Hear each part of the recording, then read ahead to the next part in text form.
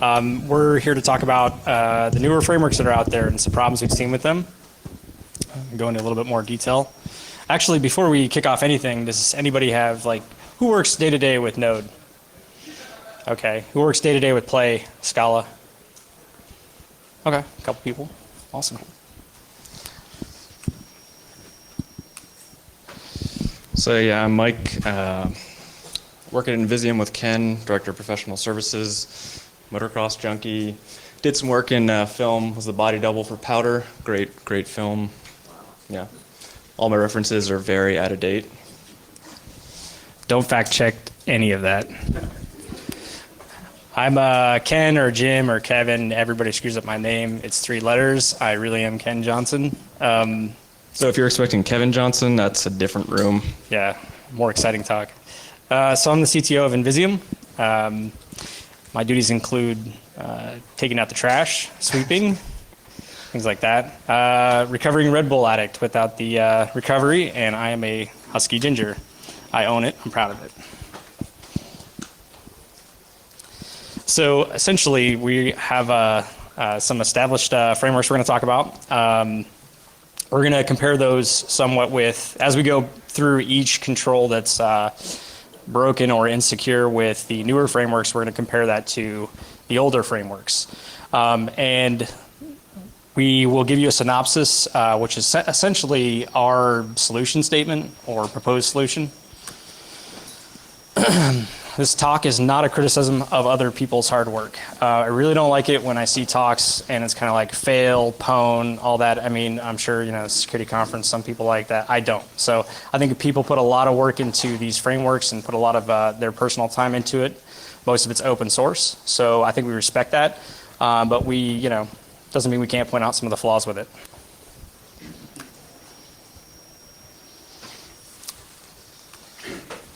So the frameworks we're kind of comparing Node and Scala to are Django and Rails. So you guys are probably familiar with those two. They've been around for a while. I've worked a bunch with Rails at Living Social, so more familiar with kind of how Rails works. But it has a lot of security built into it. Gets out of the way in terms of the security controls, does a lot out of the box.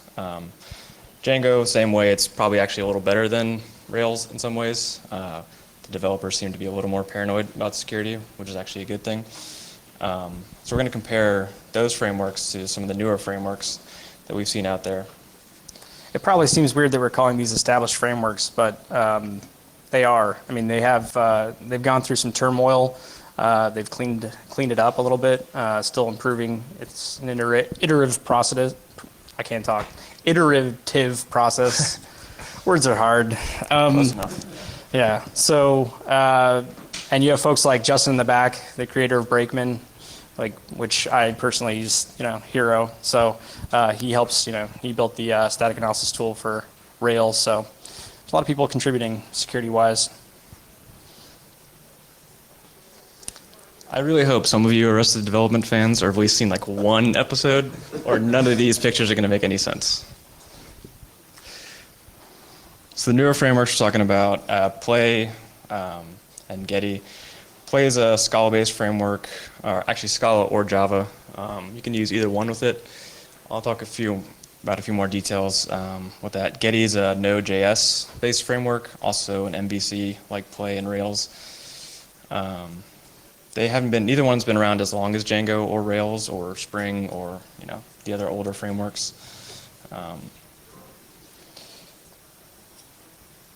So here's some of the details about the older frameworks. So we'll start with Rails. So it's an MVC framework, model view controller. Hope some of you might be familiar with what that means, but models are your data layer, how it interacts with the database. Views are where HTML happen or your JavaScript. The controller is kind of where the business logic is, and that's kind of the controller matches up the view to the database. So you have your form that goes to columns in a database. Rails has been around since around 2004, so almost 10 years old in the middle of this year. So it's been around for a while in terms of the web. So, and 2013 was a pretty interesting year for Rails. If anyone here uses it, they know that January and February of last year were not super fun. If you read the second paragraph of this email, you can see that you have a vulnerability in Rails that had SQL injection, remote code execution, denial of service, and bypassing authentication systems. This is a really fun email to get when you're working in a Rails shop. So 2013 was a pretty bad year for Rails and security. There was this. Ruby Gems was hacked. They host the open source libraries for Rails. They were hacked. Someone was able to perform remote code execution on their system. They had to basically tear everything down, check, make sure no malicious code is uploaded.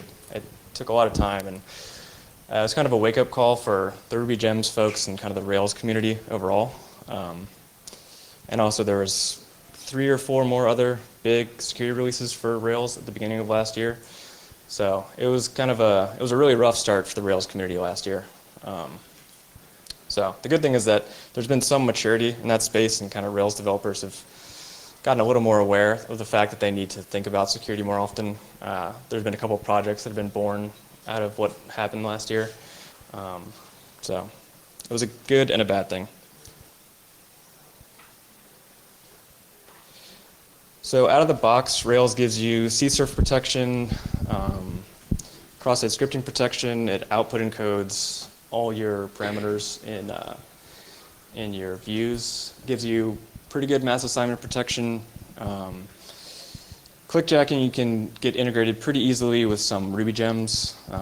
Neil, the guy who is putting on this this conference, he actually wrote a gem called Secure Headers, which gives you clickjacking protection. You can get CSP, very easy to integrate with any Rails app. And in Rails 4, they've done a better job of session handling. They moved to an encrypted session instead of just a signed session, which is true in Rails 2 and 3. So now you can actually see the data that's in your session. I'll touch on that a little more later, but they're making improvements kind of slow and steady in Rails.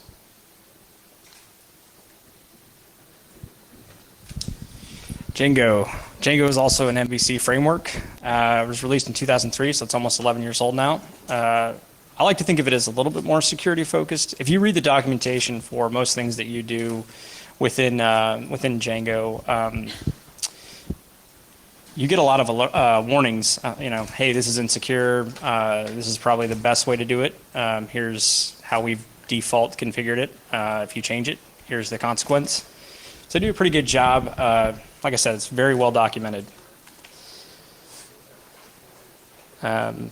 So essentially, mass assignment is, unless you change things around, like, I really don't know the level of familiarity in the room with, who's worked with Django?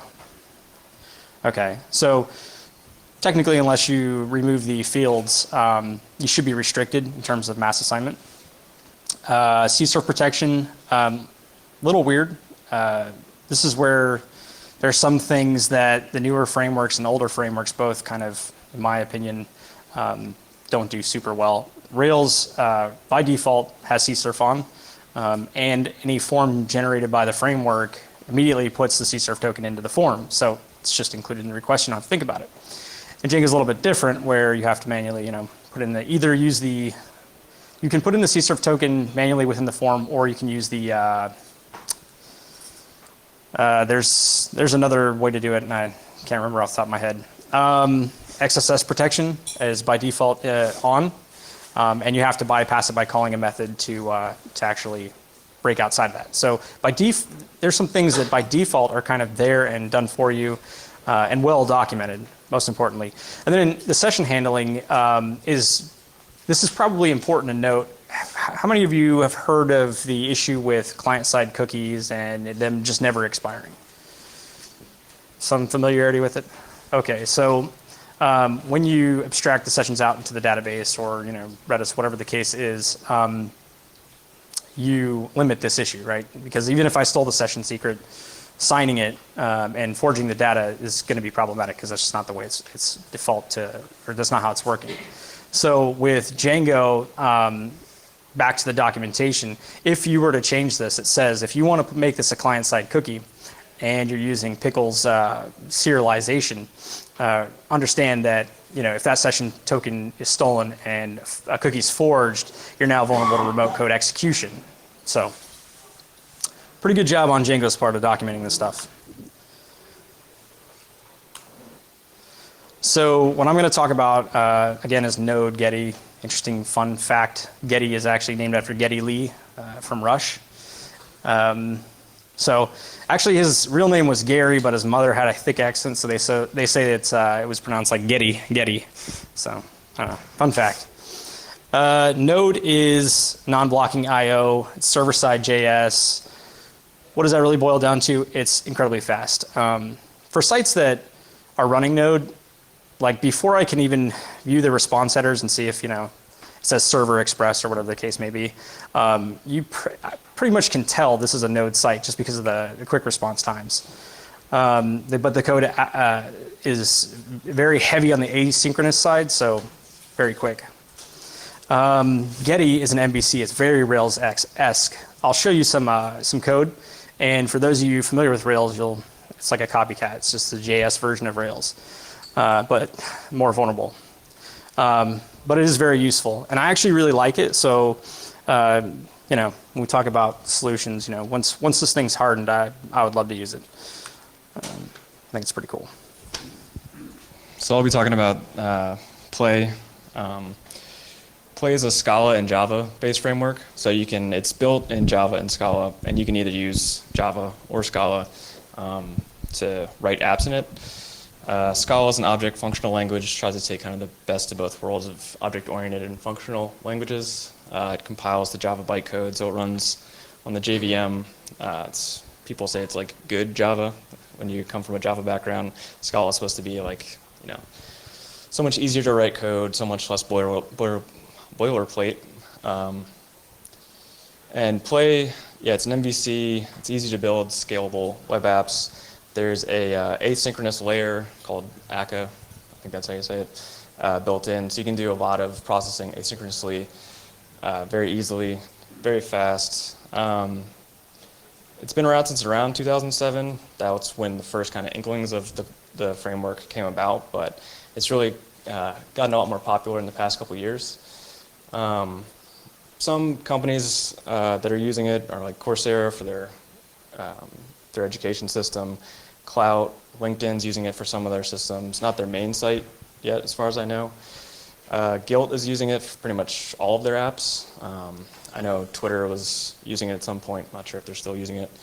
And Living Social, I know, used it for some service, some APIs, basically.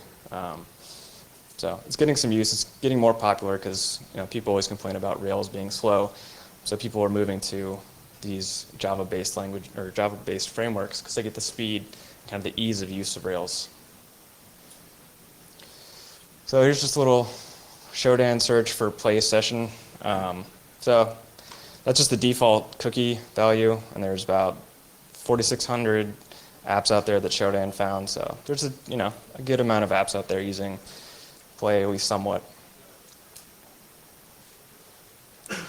So to get into the vulnerability side, so I really enjoyed Brian Helmkamp's talk about Rails. It's called Rails Insecure Defaults. Basically talked about what you get when you create a new Rails app, all kind of the insecure defaults that might bite you.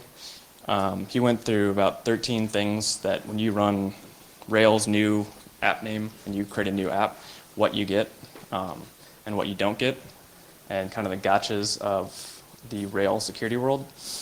So I kind of took that inspiration and kind of thought about and looked at Play and looked at what you got and what you didn't get out of the box with the new Play app. So those are the topics I'll be covering. So to start off, like Ken was talking about, by default it uses client-side sessions. So these, kind of like Rails 3, are clear text. They're signed, non-encrypted. So if you put something sensitive in there, it's going to be in a cookie, and the user can look at it, or an attacker who gets that cookie could look at it. And just like Rails, there's no server-side expiration by default. So those cookies never really expire. I mean, your browser will expire them if you set an expiration date, but they don't truly expire. And I did a little bit of Dave Kennedy-esque passive reconnaissance on a couple Play apps out there, and a lot of them use the same session value over and over again. You log out, you log in, same session value every single time. So they don't really expire. And the image in the middle is from the press about the Rails issue that popped up a couple months ago. It's pretty well known, like most, I think a lot of Ruby or Rails developers know about the issue with Rails cookies, the fact that they never expire. But there was a little bit of FUD out there about Rails and how big of an issue this is. But it's kind of expected with client-side sessions. So it's the bad thing about client-side sessions is there's no true expiration server-side. And you can see how easy it is to put something into the session. It's just session.put and then the value, and then you can have, you can use the session as a store, which is not a good idea because it's clear text. So an attacker can't modify it, but because it's signed, but they can view it.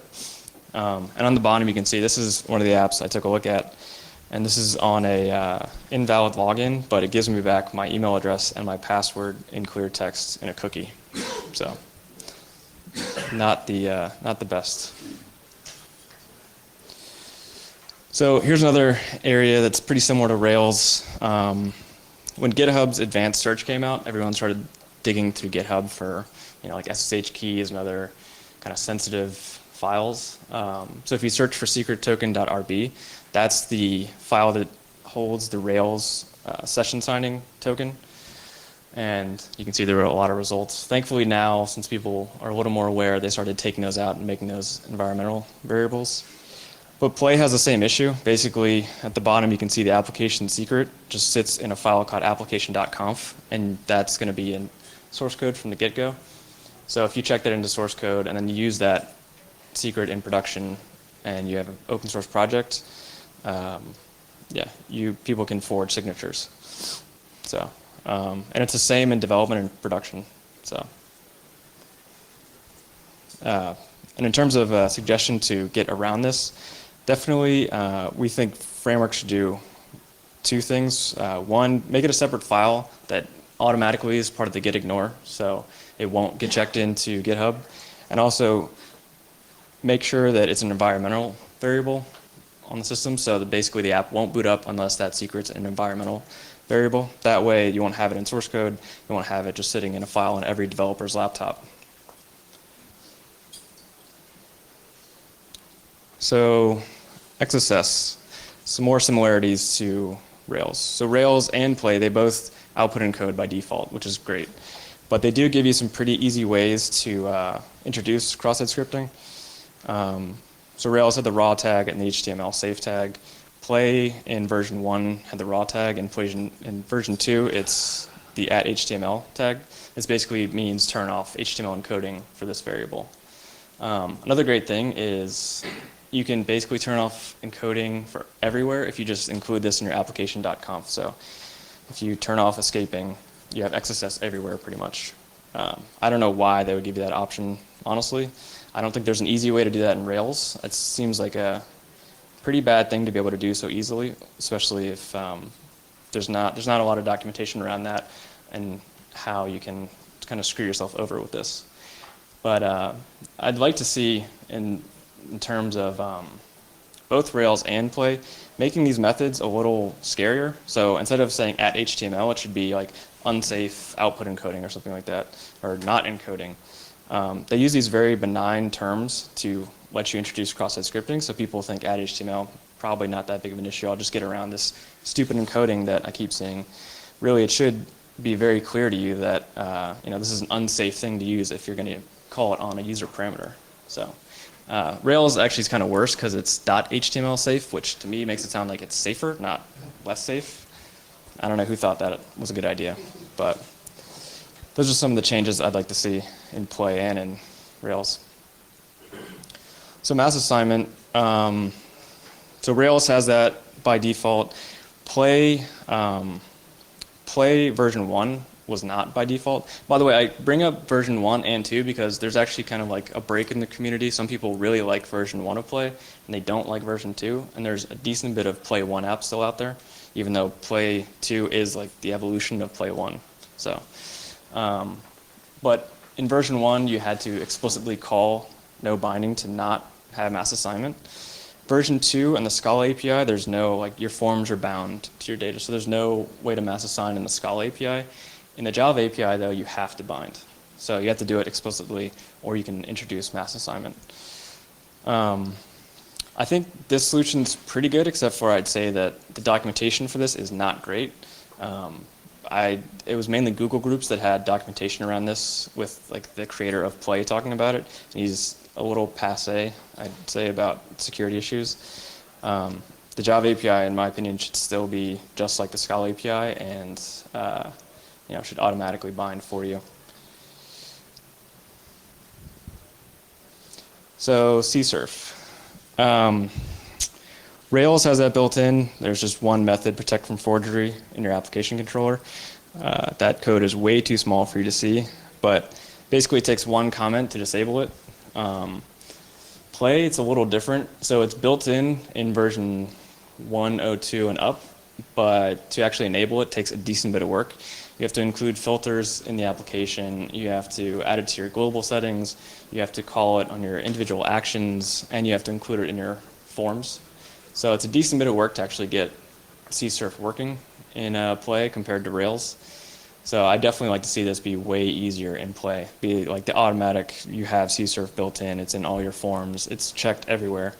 Some more passive reconnaissance showed that there were a lot of apps that were using that had CSRF tokens in their forms, but were not respecting them. So there's clearly some issues around CSRF and Play. So, oh, there you go. I zoomed in for some reason. So yeah, that's how easy it is to turn off CSRF in Rails. And that's how hard it is to get CSRF into Play. So there is a module for Play. So Ruby gems for Rails, modules for Play. Same kind of basically open source libraries you can add to your application pretty easily. There's one called authenticity token that makes this a lot easier to add to your Play app, but it takes a decent bit of work, and if you forget to add one of these helpers to your actions, you'll be open to CSRF. So open redirects, I'm kind of a fan of open redirects because they're, like, most people think of them as pretty benign vulnerabilities, but they can end up being JavaScript, so they can be a lot more damaging than just an open redirect. What you'd think an open redirect would be. So, I mean, every framework pretty much that I've tested has this issue of redirect just redirects you. There's no checking, there's no whitelisting, blacklisting, anything like that. So it's one method in Rails, it's one method in Play, just redirect, and you can take a user parameter and redirect to that parameter. I'd really like to see all these frameworks move to kind of an unsafe and a safe redirect. So the default would be redirect, which you have to whitelist any path URL. So that if you're trying to go off-site with the URL, it has to be whitelisted. This came up a lot in Rails apps, Living Social. We had a lot of apps that were open to open redirects. So it's kind of an issue in all frameworks, really. So it's an area we'd like to see better addressed.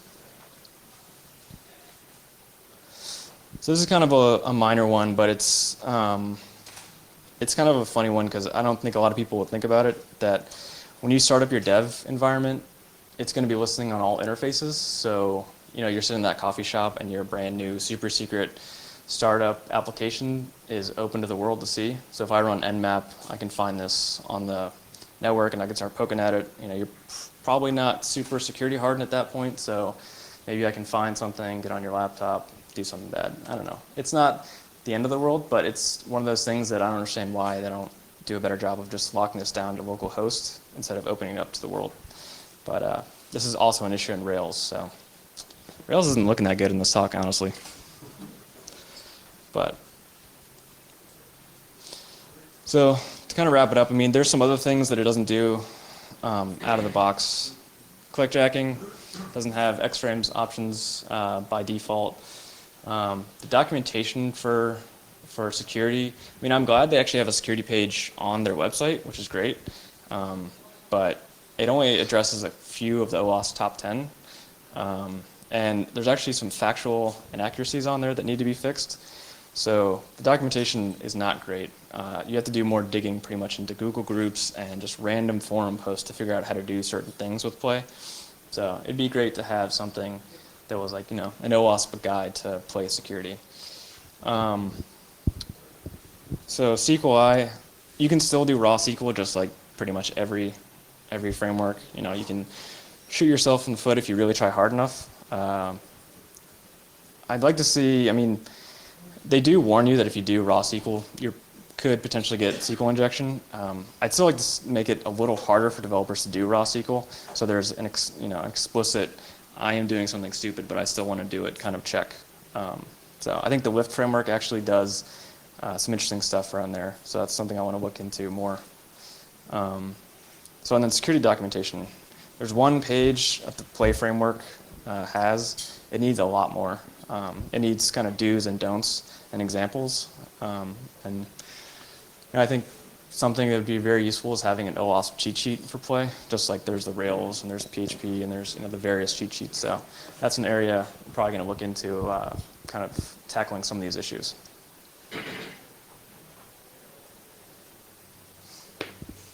All you. Nice. Okay. Getty. All right, so we're going to talk about Getty's insecure defaults and some things I found that beyond the insecure defaults that were just kind of interesting. So by default, when you create an application, session signing key is in the source code. It's vulnerable to session fixation. There's mass assignment. CSRF, again, it's not the easy. You can implement it, but it's not the easiest thing to implement. It's not the hardest, but it should be there by default. Open redirects, like Mike mentioned. Same thing with the dev environment bound to the all interfaces. And then there's the other category, which I'll talk about, which is some just interesting things. So on the left-hand column, upper left-hand column is the documentation, and that sort of tells you, hey, this is the file that your secret key should go in within the source code. So that's where we start off, not on the great foot. One thing it does right, though, is that this on the top right, that's a git ignore file. You guys are pretty familiar with git. Well, you know what? If you're not, a git ignore file says when you check your source code repository, source code into a repository, ignore these files, folders, etc. So by default, when you generate a Getty app, it actually creates this git ignore file. So that's something that they're doing right, and I like and I commend. And at the same time, I question seeing how many. If you Google this, how do I deal with session secrets in production on Getty? Most people say, it's too difficult to get into production, so I just remove that line from git ignore. And that kind of goes back to the whole environment variable that Mike was talking about as a default, or a really strong warning where you have to proceed in order to boot it up that says this is not a great idea. Something that is pretty strong. This is a secrets.json file at the bottom, and you see our secret key there. So we're going to talk a little bit about mass assignment. I don't know who's all familiar with mass assignment. I'll show you what it means. Essentially, the concept is you have a model object, we'll say a user. The user has attributes that you see in a database associated with their, with their profile. Those attributes could be, first name, last name, email address, etc. They could be other things like admin or roles or whatever. And then the issue is when you take input from the user, you instantiate that model object as code. You do a .new or new something, depending on the language, with those parameters, and those additional parameters the user gave you now become bound to an actual database item. So if I were not to provide you a form that had admin equals true in it, and you went ahead and added that in your request, my code, if not properly protected, would just say, look, this guy says he's admin equals true, put that in the database, and off you go. So I'm actually going to show you what that means, though, for anyone who's not super familiar with it. So first you see a SQLite database, no users in it yet. We haven't signed up. We're going to first create an account. Edit it for brevity, so it's just going to populate real quick. And what we're going to do is take burp intercept that request en route to the application, add an attribute admin, an additional parameter to the request, set it as true, and then forward it on. We're going to verify that that change actually occurred within the database.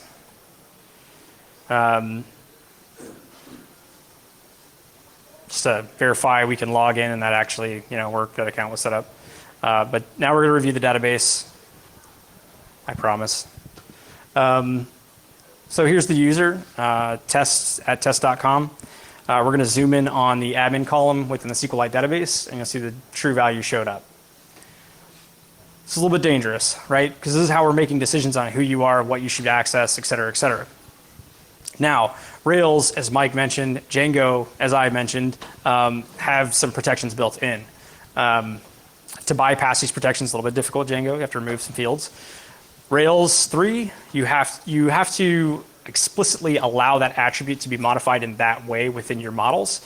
And then in Rails 4, they have essentially a whitelist where you say, these are the only parameters permitted into this model object as I instantiate it. This framework has none of that. So what you see here is the model code. You know what?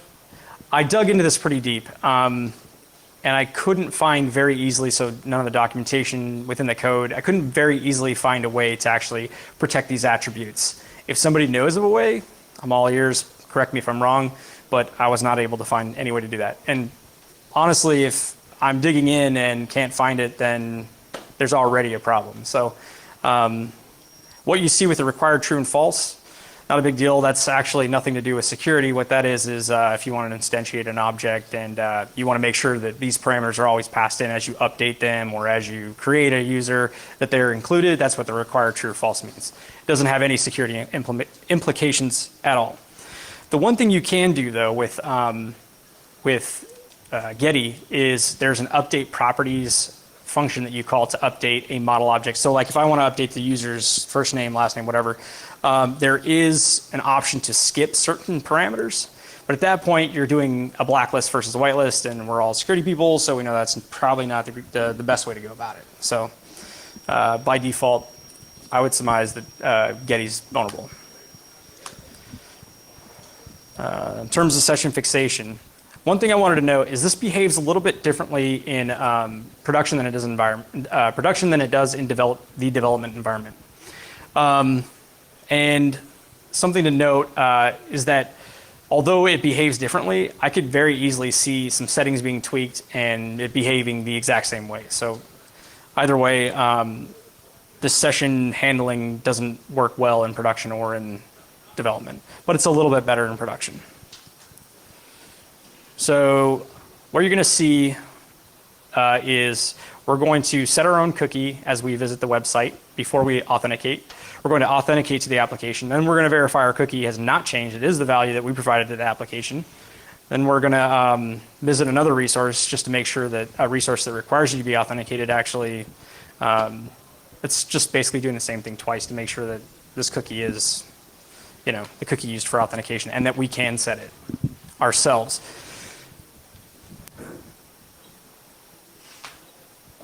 I'm going to ask after this video is over somebody to explain session fixation or somebody who knows it to give a brief explanation of why it's bad. So we're going to set our cookie pre-authentication to this is a test. That's the value.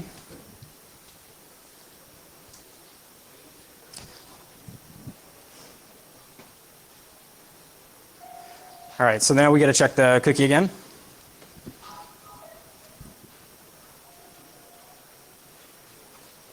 Still, this is a test. And we're logged in. As you can see, it says you successfully logged in. But just to be sure, we're going to visit an authenticated resource called users, verify that we can access it, and that cookie that's used to access it is the one we set. There we go. So, session fixation. By the way, is this super awkward to stand back there? Not at all. It's great. No, it's wonderful. Anybody know session fixation, or can it give like a pretty brief explanation on why it's bad? Ari, what's up, man? How you doing? If there's any flaw which allows you to do disclosure of the cookie before they're authenticated, or the setting of the cookie by the attacker, just sits around and waits, you know, checking every X number of minutes until the session is active, and then they suddenly have an active session. Yep, exactly. So what Ari, basically to repeat that, what Ari's saying is that if there's a flaw where you have XSS and the cookie doesn't have HTTP only set, and you can actually set it. So let's say I use cross-site scripting to set your cookie. If I can set your cookie to a value I know, you log in and then, you know, I know the cookie value, I can just go in right behind you and authenticate to the application you because I know that cookie value. I know it's valid. Thank you, by the way, Ari.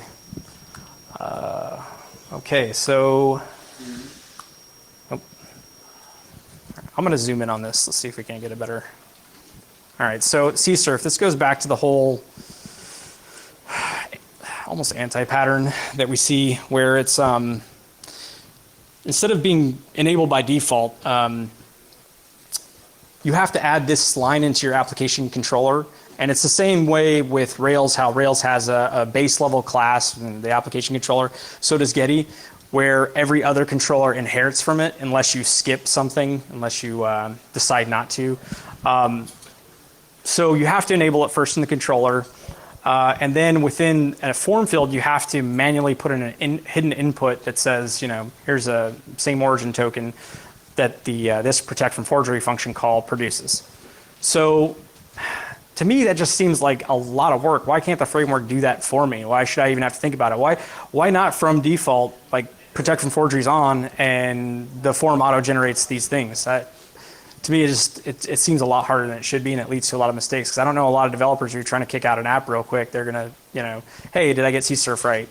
I just don't see it happening. So you want to get things built. So back to open redirection. I wanted to make a video real quick to actually show what open redirection means. So what Mike was trying to say is that these methods are usually called redirect, right? Redirect you to something, whether it be an input you gave me, something I hard coded, whatever, I'm going to redirect you somewhere. But when the URL is outside of the path of the application, so instead of saying, like, let's say I have example.com as my website. If I want to go to like something.com because, you know, whatever user gave me input or I want to redirect you somewhere, I should have to call unsafe redirect in our opinion. It should be very explicit that, you know, this is something that could potentially be dangerous versus redirect, which is, again, I like the word you use, benign, and it's just, you know, it's easy to shoot yourself in the foot. So the code here, this just says this redirect with the parameter URL that I've supplied to the application. Clearly, we know that's probably not the best way to go about handling that. It's a little bit of code on your left, not code, an example explanation of how to use redirect. And here's the video. So first of all, just like Rails and most MVC frameworks, there's a router there, a route file. So we've created a route called /test goes to the main controller and the test method. So when you call, www.example.com/test, you're going to go into this controller's method and some code's going to execute. What we're going to do is take the URL parameter from the user and just blindly redirect them to wherever we want to go. Again, this is, nothing too crazy, I'm sure, but if that wasn't Google, clearly we'd have some issues. If that was a bad guy's website, this in and of itself is not a huge deal. It's not, it doesn't seem like it anyways, but these are the patterns that we think need to be broken. It needs to be recognized that these things aren't super safe and make it easy for developers to be aware of that. So these are the other interesting things I found. So by default, Getty allows you to generate an authentication schema for Facebook, Twitter, a regular login system like we saw with the database. It all gets auto-generated. It's actually pretty cool, except for, so you're going to have to do as a developer a little bit of modification to customize it to your own way of doing things, how you want to handle users, updating their profiles, et cetera, et cetera. But if from the very start, senior developer is probably not an issue. If a junior developer sees this, where it says params.id, we're going to find the user with that ID. We're going to take that parameter from the user and look up, that user in the database. If they reuse this code that's auto-generated by this framework, or keep it, they're immediately vulnerable, right? Insecure direct object reference. They're not doing it by the session. They're doing a decision making on what you can update, how you can access it, based off of parameter the user supplied. So by default, that's, that's bad. So the username, where it says this username is already in use, again, by default, you're giving an example of username enumeration within your auto-generated code. So like I said, while I really like this framework, I really do. I think it's pretty cool. It's a good initiative being undertaken. There's some things that need to be hardened, and there's no reason why we can't collectively involve ourselves in it. And this is really strange. So what you would think is maybe happening here is I'm firing up this server in a development environment, but I actually provided it the production environment variable. And in production, I don't know why really, and I really don't know why, your secret keys are immediately printed out to the console. So I don't know what the reason, can anybody think of a legitimate reason to do that? Okay. And on port 4000, it's bound to all interfaces, so anybody on the same wireless network or network could access that application.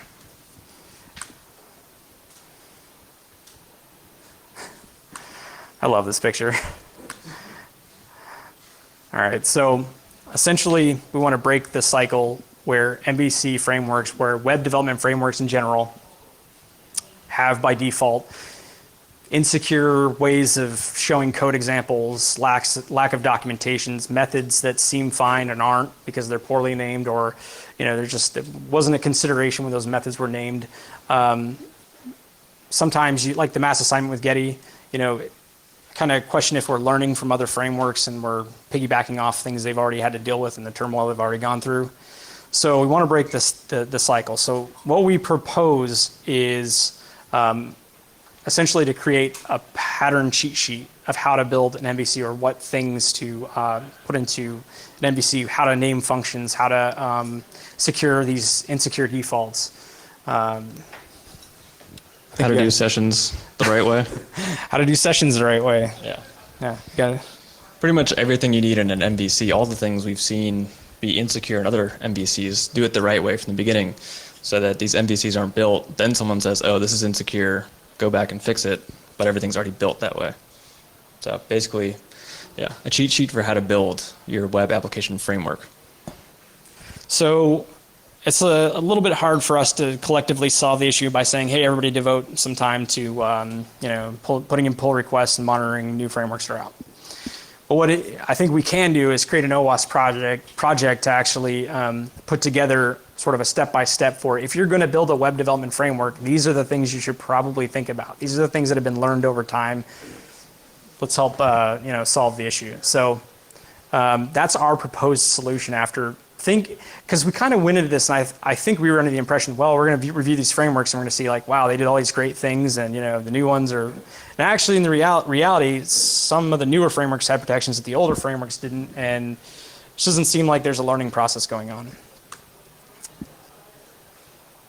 So we want to thank OWASP, AppSec Cali, Red Bull, GoGo InFlights, the inventor of MiFis. These are the things that have kept us alive over the last few weeks. And all of you guys for coming out. All of you guys for coming out.